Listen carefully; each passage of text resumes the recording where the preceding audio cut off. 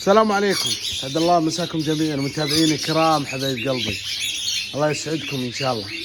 وش اللي قدامنا يا ابو هيثم؟ طبعا هذه حلبة وسويت في طريقة حلوة وذكية بعد وسريعة تريح المربين، خاصة اللي عنده اجواز كثير، يعني الطيور كذا عنده كذا ما الطير وكذا. في طريقة انا زينها دايم للطيور ممتازة جدا.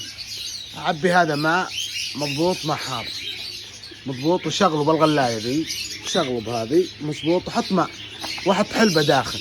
طبعا توزن على حسب طيورك اللي عندك، وتشغل الفواحة عليه لمدة 10 دقائق. بعد 10 دقائق راح يلين ذا معك على طول. شوف هون.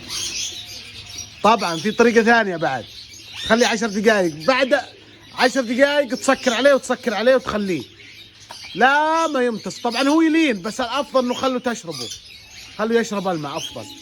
وفي الطريقة الثانية الماء قدموا للطيور، ماء الحلبة ممتاز جدا، مضاد مثل ما قلت لكم، مضاد حيوي، يطرد الفاش.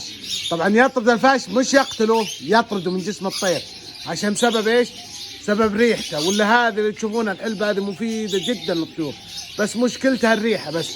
مضبوط، زين للتزاوج، تنشط الطير.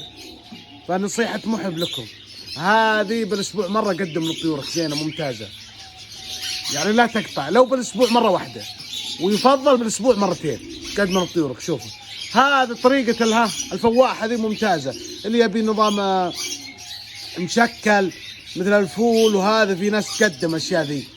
طبعا كثرتها ما تصلح، تشحم بالطير، واذا شحم الطير ما تستفيد بالانتاج، يصير مشحم، والانثى تصير عندك مشاكل تعسرات. فنصيحة محب، هذا الفواحة جربتها ممتازة. شوفوا شوفوا سوى فواحتها، شفتوا شلون متابعينيها. فنصيحة محب، قدم لطيورك، والايام هذه يفضل بالبرودة الزايدة تقدم لطيورك، لانه مضاد حيوي وزينة للفروخ وللريش، ترى ممتازة جدا، انصحكم به.